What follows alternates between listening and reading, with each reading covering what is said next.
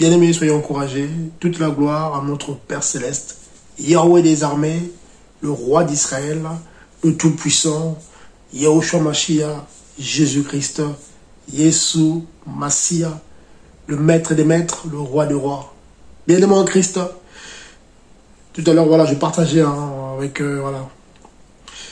Et cela me faisait comprendre aussi que le temps est difficile. On le sait, les gens en ont la faim.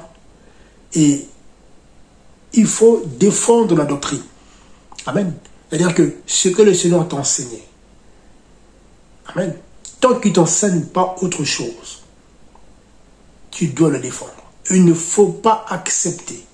Il ne faut pas dire Amen à un message, à un partage qui n'est pas en accord avec déjà ce que le Seigneur t'a enseigné. Donc il ne faut pas dire Amen. Il ne faut pas non plus, voilà, se laisser emporter par ce que le Seigneur ne t'a pas enseigné. Amen. Oui, c'est très important parce que je dis, beaucoup les bien-aimés savent, se rendent compte que parfois ce qu'on leur prêche, là où ils sont, ou même en ligne, c'est pas ça. Mais ils sont capables de supporter jusqu'à... Ah non, attention, car la foi vient de ce qu'on entend. Et si ce qu'on entend ne vient pas de la parole du Mashiach, c'est très dangereux. Parce que ça peut emmener de penser. Parce que c'est... Vous voyez, hein, quand une parole est mélangée, voilà, quand une parole n'est pas selon la volonté du Seigneur, ça emmène le trouble en fait. Ça emmène le doute. Et c'est très dangereux. Donc, c'est pas facile parce qu'on peut te traiter d'orgueilleux. Parce que voilà, tu défends une position. Oui, moi je suis pas d'accord avec ça, donc je ne vais pas dire Amen. Ah non. C'est ça aussi en fait voilà, le disciple que nous sommes en fait. Voilà. La discipline c'est ça aussi, c'est être capable de dire non, je ne suis pas d'accord. Non, non, non. Tu me présentes tel enseignement, telle exhortation, mais moi d'après ce que je vois, pardon, d'après ce que l'on m'a enseigné, j'ai des versets, regardez, d'après ce que je vois, pour moi, ce que tu me dis là, ce n'est pas vrai, c'est faux. Sauf si le Seigneur m'enseigne autre chose. Mais déjà, le peu que je connais, avec les arguments que j'ai, avec les preuves que j'ai, ce que tu m'enseignes là, ce n'est pas vrai. Tu es dans l'erreur. Et ça peut être... C'est pas évident, parce que, bien sûr, il y en a qui vont dire, oui, mais il se prend pour qui? Ah, mais comment ça? Il croit qu'il est arrivé. Ah, c'est l'orgueil. C'est comment? Non, mais en fait, non. Bah oui, on peut le traiter de tout le nom, c'est pas grave. Le Seigneur l'a insulté. On l'a traité de tous les noms. Mais tant que ta conviction est fondée sur la doctrine, ne dis jamais Amen. Ah non. Je vous dis ça. Ah oui, je vous dis cela. Après, bien sûr, chacun son appel. Et puis, il ne faut pas non plus, oui, il ne faut pas non plus se lever parce que si on n'est pas là, il faut être sûr de sa position. Bon, après, moi, je parle, voilà. Voilà. En tant que, voilà, par rapport au ministère que j'ai, donc forcément, j'ai la grâce, amen, dans l'enseignement dont je cours. Voilà. J'arrive quand même, grâce au Seigneur, voilà, de pouvoir, voilà, quand quelqu'un partage la parole, voilà, le peu que j'ai grâce au Seigneur, voilà, je dis Amen ou pas Amen. Ah oui, ça peut parfois troubler, mais non, mais non, pas Amen. Pourquoi? Ben moi, ce que j'ai par rapport à la parole, me dit le contraire de ce que tu me dis. Donc je dis pas Amen. Après, ce sera m'éclaire après, gloire au Seigneur, je vais aller chercher. Mais ce que tu me présentes là, pour moi, c'est pas bon. Et sans tomber dans des débats stériles, après ça va échanger. Non, non, non. Il faut défendre la parole. C'est ça aussi être prédicateur. Il faut défendre la parole. Parce que la parole, c'est la vie quand ça vient du Seigneur. Mais c'est la mort quand il y a l'erreur dedans. Bah oui. Si ce qu'on prêche n'est pas du Seigneur, ça mène la mort. Il n'y a pas le juste milieu. Donc du coup, le prédicateur, ah oui, le prédicateur, c'est terrible, hein. C'est pas facile d'être prédicateur. Beaucoup oublient cela. Beaucoup oublient cela. La prédication, c'est pas répéter des versets qu'on a appris par cœur. Non. Pas forcément. Parce que la parole du Seigneur est d'abord spirituelle. Beaucoup l'oublient. Cela on dit, mes paroles sont esprit et vie. Ah oui. Donc, ce que nous envoie là, oui, en fait, c'est un support. C'est les écrits. Mais derrière les écrits, il y a l'esprit. Donc, c'est-à-dire que la Bible, la parole du Seigneur, voilà, c'est un langage spirituel avant tout. Amen, oui. Parce que l'apôtre Paul, faut jamais oublier ça, ne parlait pas français. N'a pas écrit en français. Donc, ça, c'est des traductions. C'est pas mauvais en soi. Vous voyez? Donc, mais quelque part, pour bien comprendre ce qu'il y a derrière, il faut le Saint-Esprit. Il faut le Saint-Esprit. Hein? D'ailleurs, le bien-aimé Paul dit, regardez, allez, je prends un passage, et regardez. Parce que du coup, oui, beaucoup parfois les bien-aimés, voilà, beaucoup parfois sont troublés. Ils s'interrogent parfois. Voilà. Voilà. Comment je vais faire? Parce que parfois on prêche un message, mais je sens que c'est pas vrai. Tout ça, bah, voilà. Il faut qu'on te donne l'occasion, l'opportunité de poser la question. Voilà. Tel thème, telle prédication, à la fin, s'il vous plaît, est-ce que je peux... Voilà. Parce que le verset là que j'ai, mais moi, la parole me dit autrement. Moi, j'ai un autre verset qui contredit cela, mais comment on fait? Soit c'est un partage, voilà. Après, à la fin, on se sépare. Vous pouvez, voilà, finir le partage de la paix. Amen. Mais il ne faut pas dire Amen. Même si en face, on se dit, mais t'as pas compris, c'est quoi ça? T'es rebelle, t'es orgueilleux. Non, peut-être, mais moi, je ne dirais pas Amen, je ne suis pas d'accord. Et du coup, c'est celui qui partage qui doit apporter plus d'arguments pour t'aider à comprendre. Comme ça, s'il ramène d'autres témoins la parole, ah, ok, d'accord. C'est-à-dire que ce que j'ai moi, en fait, c'est complémentaire. Ah, d'accord, ça peut arriver. Voilà pourquoi la prédication, c'est pas un jeu. Et vous allez voir que très souvent, les gens qui sont dans la prédication dans les réseaux, là, quand ils finissent de parler, il n'y a pas de question-réponse. Il dit ce qu'il a à dire, après c'est fini. Très peu font de questions-réponses. Parce que quand on laisse l'occasion aux gens de penser, de poser des questions, c'est-à-dire que, bah, du coup, il faut être capable après de défendre ce qu'on dit. Voilà pourquoi beaucoup n'aiment pas, voilà, beaucoup de prédicateurs ne veulent pas ce côté question-réponse. Ah non, ben on verra la prochaine fois, ou il faut venir mercredi ou jeudi aux enseignements. Non, non. Il faut donner l'opportunité à celui qui t'écoute de te poser les questions. Oui, tu as donné tel verset, d'accord, c'est écrit, mais moi j'ai un autre verset ben, qui contredit. Donc, explique-moi un peu pourquoi ce verset-là dit ceci. Ah ben écoute, non, en fait, tu expliques. Alors, et à la fin, celui qui fait la prédication doit être capable, oui, si sa prédication est juste, de pouvoir, oui, rétablir la vérité. Dire, en fait, toi, ton verset là, en fait, c'est hors contexte, tu n'as pas compris. Parce que moi, regarde ce que j'ai dit, A, B, C, D, E, ah, ok, d'accord. Donc, c'est moi qui n'ai pas compris. C'est ça, parce que la prédication, c'est pas un jeu. D'ailleurs, bien me Paul le dit, regardez quand on prenait par exemple 1 Timothée 5, regardez. 1 Timothée 5, à partir du verset 1 Timothée 5, 17, là-bas, 1 Timothée 5, 17. Bien me Paul dit quoi à Timothée? Quand il l'a envoyé pour aller établir les anciens, qu'est-ce qu'il lui a dit? Que les anciens qui dirigent convenablement soient jugés dignes d'un double honneur. Paul qui le dit, spécialement ceux qui travaillent dans la prédication et à l'enseignement. Pourquoi? Pourquoi?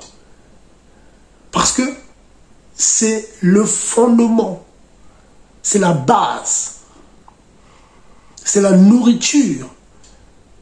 C'est la nourriture en fait. C'est la nourriture du disciple du Mashiach, de Jésus-Christ. Amen. Donc, le bien-aimé Paul ne jouait pas avec l'enseignement et la prédication. C'est aujourd'hui que les gens se lèvent comme ça, je suis prédicateur parce qu'il a appris les versets par cœur. En fait, non. Non. C'est d'abord un appel spécifique. La prédication et l'enseignement, c'est pas n'importe qui a cet appel-là. Voilà pourquoi très peu, je me répète encore, n'aiment pas des questions-réponses. Ils n'aiment pas, voilà, laisser qu'on leur pose des questions pour défendre leur position. C'est ça aussi, c'est ça qui montre que oui, tu es appelé à ça. En fait, c'est très important. Voilà pourquoi le bien de Paul. Voilà, ici dans 1 Timothée 5, 17, il dit que les anciens qui dirigent convenablement soient jugés dignes d'un double honneur, spécialement ceux qui travaillent à la prédication et à l'enseignement. Après, il continue, hein, voilà, et tu mesureras pour voilà. Après, il continue.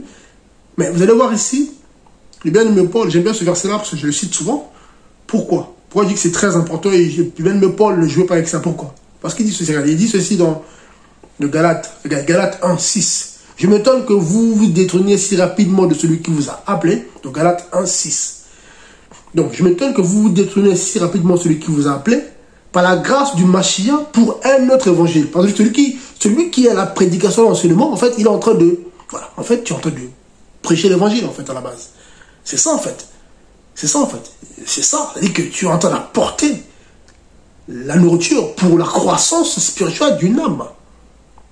Ah oui. C'est pas rien. Donc, si tu donnes une mauvaise nourriture, ben, ça va impacter la croissance spirituelle de quelqu'un. Donc, quelqu'un qui écoute un mauvais enseignement, une mauvaise prédication, mais aura du mal à grandir spirituellement. Voilà qu'on voit aujourd'hui dans les assemblées, même dans la vie de beaucoup de chrétiens, sont charnels. Parce qu'on leur a prêché des choses bizarres. Que tu peux coucher avant le mariage. Que le mariage, en gros, ben, si on s'aime, ça suffit, on n'a pas besoin forcément de parents. Voilà, on se marie parce que c'est comme ça. Notre Père, c'est Elohim, c'est Dieu dans ce truc, on n'a pas besoin de trucs.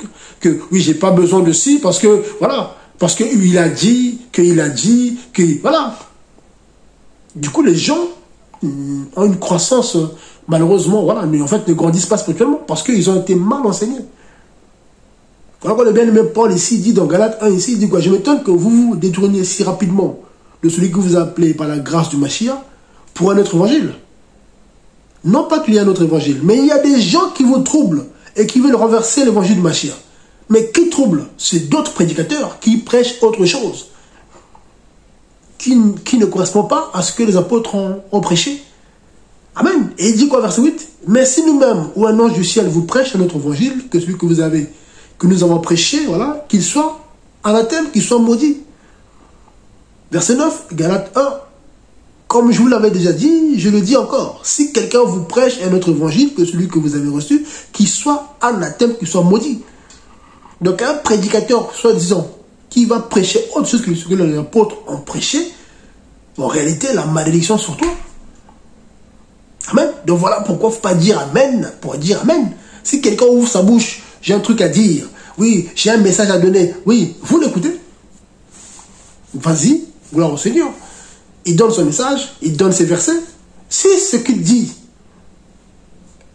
correspond à mon béni le Seigneur, Amen. Mais si c'est qu'il annonce là,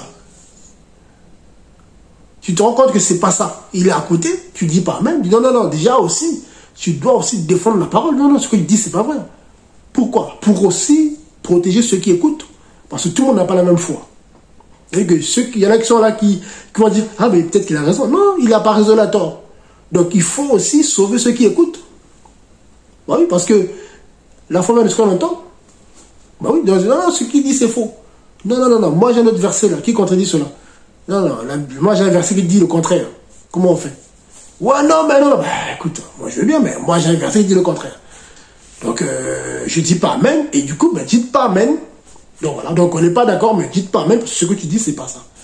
Donc ce que vous prêchez, c'est pas ça. Parce que j'ai 2-3 versets qui contredisent ce que vous dites. Quand nous avons pour fondement la doctrine des apôtres et des prophètes, et bien sûr, par-dessus tout ça, lui-même, le Mashiach Yeshua, Jésus-Christ. Amen. Donc nous sommes fondés sur le Seigneur, en fait. Ah oui. Donc si ce que tu m'avances là n'est pas en accord avec ce que le Seigneur a prêché, n'est pas en accord avec ce que les apôtres ont prêché, quand on donne des versets, on se rend compte, non, ça ne correspond pas, je ne te dirai pas Amen. Non, ce que tu prêches là, c'est faux. Donc, revois ton message. Et si c'est souvent comme ça, arrête de faire la prédication. Beaucoup vont copier. C'est ça, beaucoup se disent prédicateurs, mais en fait, ils vont copier parfois des messages ailleurs, à gauche, à droite, et du coup, ils viennent vous déballer des choses qu'ils ont ramassées à gauche, à droite, hein, parce qu'ils croient que je crois qu'il avait raison. Il vient répéter cela. Mais quand la personne répète le message, quand il répète la prédication, non, c'est faux. Oui, mais c'est vrai, non, regarde. Du coup, la personne se retrouve un peu coincée parce que, vu que c'est un message qu'il a répété, qu'il a été cherché, je ne sais pas où, c'est pas lui qui l'a reçu en fait. Donc il n'est pas capable de défendre là. Or, celui qui reçoit l'enseignement du Seigneur clairement, qui est bien enseigné et qui est appelé à la prédication, il sera capable de argumenter jusqu'à même si tu n'es pas d'accord. C'est-à-dire que même si celui qui est en face n'est pas d'accord, mais ce que tu vas dire là, il peut redire, oui, oui, bon, oui, c'est vrai ce que tu dis. Oui, même si je ne suis pas d'accord avec ce que tu dis parce que j'ai ma position, chacun a ses raisons, on sait. Il y en a qui ont des raisons comment dire, de raisons de dénomination, parce que chez nous, voilà, en gros, chez nous, c'est comme ça. Ok. Mais, admets quand même que ce que je te dis là, avec la même Bible que tu as entre les mains, que ce que je dis est quand même cohérent. Bon, oui, c'est vrai que ce que tu me dis là, quand je regarde, ça tient. Même je ne suis pas d'accord avec toi parce que ce n'est pas dans notre doctrine, dans notre système. Vous voyez, hein, maintenant le monde, c'est ça. C'est beaucoup de systèmes, catholiques, protestants, évangéliques, tout ça. Donc chacun a son système.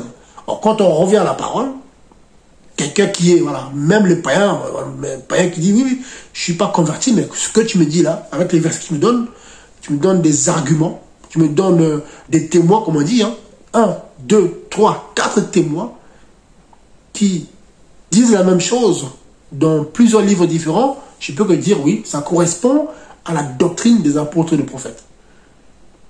Même si je ne suis pas d'accord. Voilà. Même si je ne suis pas d'accord avec ça, mais avec cet enseignement. Parce que chez nous, on nous a dit ça autrement. Mais quand tu me présentes des choses comme ça, je suis d'accord. C'est vrai que ça tient. Amen. En fait, c'est ça le Seigneur. Donc, il faut bien aimer le Seigneur, défendre la doctrine. Il ne faut pas dire Amen pour dire Amen. Si ce n'est pas vrai, si tu n'es pas convaincu, tu ne dis pas Amen. On va te traiter d'orgueilleux. Oui, tu veux montrer quoi? Oui, mais ok, c'est pas grave. Mais je ne dirais pas Amen à ton mensonge. Parce que pour moi, ce que tu dis, ce n'est pas biblique. C'est contraire à la parole du Seigneur, ou c'est mélangé, ou c'est pas clair. Donc, tant que c'est pas clair, tant qu'il y a un loup, il y a un flou là, je ne dis pas Amen. Développe encore, donne des arguments. Maintenant, si, quand tu argumentes, c'est plus clair, ah ben d'accord, là c'est plus clair, je dis Amen. Mais si quand tu argumentes, je me rends compte que c'est encore plus flou, ah ben non. Moi, je te présente d'autres versets. Regarde, ce que tu dis là, la réalité, c'est ça. En fait, on est en guerre. Ah oui, on est en guerre. C'est-à-dire qu'aujourd'hui, c'est la guerre spirituelle. Et la parole du Seigneur est spirituelle. Donc, nous luttons, oui, nous luttons contre la fausse doctrine. Oui, car la foi vient de ce qu'on entend. Si quelqu'un est mal fondé, si quelqu'un est mal enseigné, mais sa foi ne sera pas ferme. Oui, et du coup, il va se faire balloter comme ça, à gauche, à droite. Voilà, on voit les chrétiens qui sont ballottés, voilà. Il va ici, il va là-bas, il croit ici, demain il se retrouve là-bas. Après, mais t'es là-bas maintenant. Après, il est là-bas, après, il est là-bas, après, il revient. Après, des chrétiens, voilà, qui sont ballottés comme ça. Voilà, et ils laissent les plumes à chaque fois. Quand même, ils laissent des plumes, leur vie n'avance pas, ils tournent en rond. Amen. Et nous, voilà. On voit bien que leur vie personnelle, parfois, n'avance pas, leur vie spirituelle n'avance pas, il n'y a rien qui avance en fait. Wow, regardez-moi ça. Mais ils sont convaincus qu'ils sont dans la vérité. Wow. Gloire au Seigneur. Amen. De bien-aimé, je vous en prie.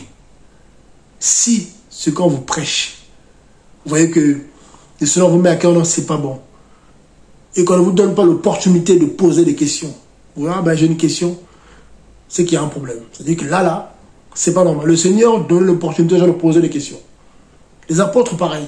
C'est-à-dire que quand il y avait des réunions d'assemblée, c'était des moments de communion fraternelle et de partage. C'est-à-dire que quand il y avait l'enseignement, à la fin, on donnait l'occasion aux gens de poser la question. Même s'il y a 1000 personnes qui ont une question par rapport à ce que j'ai dit, qui n'a pas compris, qui veut qu'on creuse encore, même si ça prend 10 minutes de plus, il faut le faire.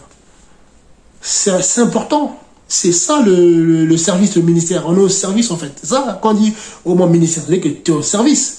C'est comme le ministre de le monde sert la nation. Et que nous, c'est pareil, nous servons l'église en fait. Moi, je sers l'église. Oui, je suis au service de l'église pour le Seigneur. Le Seigneur m'a mis en place pour rendre un service à son peuple en fait.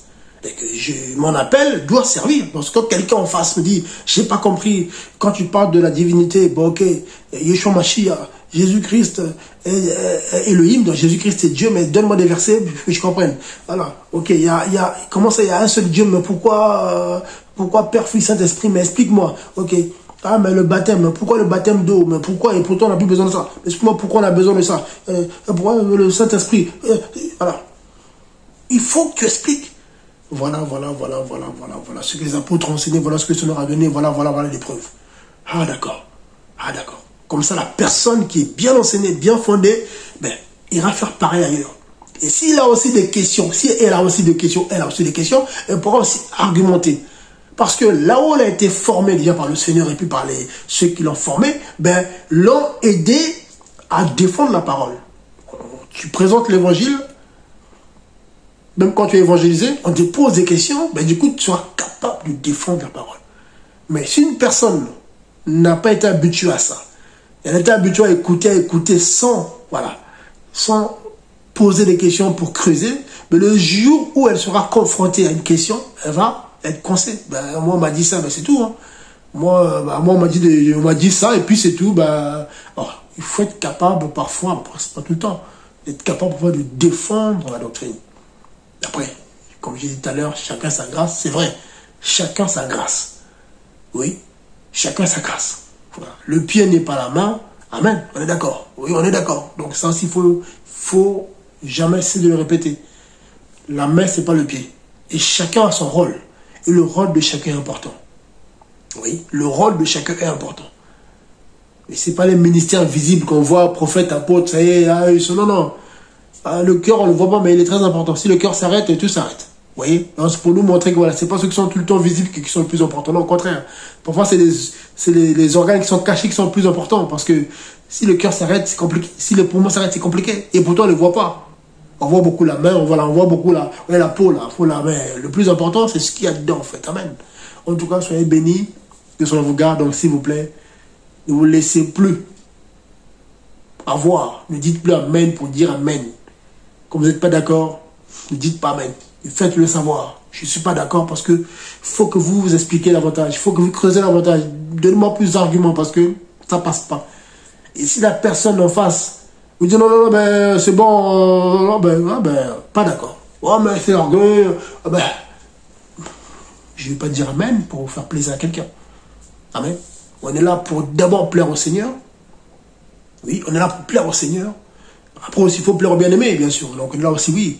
Voilà, il faut être des belles personnes. Voilà, il faut être des gens ouverts. Voilà, avec ceux qui sont ouverts. Si les gens sont dans des... Il faut vraiment s'éloigner. Hein. C'est biblique aussi. Hein. Voilà. Quand vous avez affaire à des gens qui sont tout le temps dans des difficultés, des conflits, voilà, on peut parfois se retirer que de tomber dans des histoires... voilà. La bassesse, quoi, parce que voilà, le temps passe aussi, le Seigneur revient bientôt, donc on n'a plus le temps à tourner en rond, voilà. Quand c'est, parfois, voilà, savoir se retirer, amen, oui, se retirer parfois, hein, pour ne pas donner accès à l'ennemi, à des, amen, en tout cas, soyez bénis, que cela vous garde, au nom puissant de Jésus-Christ. À très bientôt, shalom, merci, soyez bénis.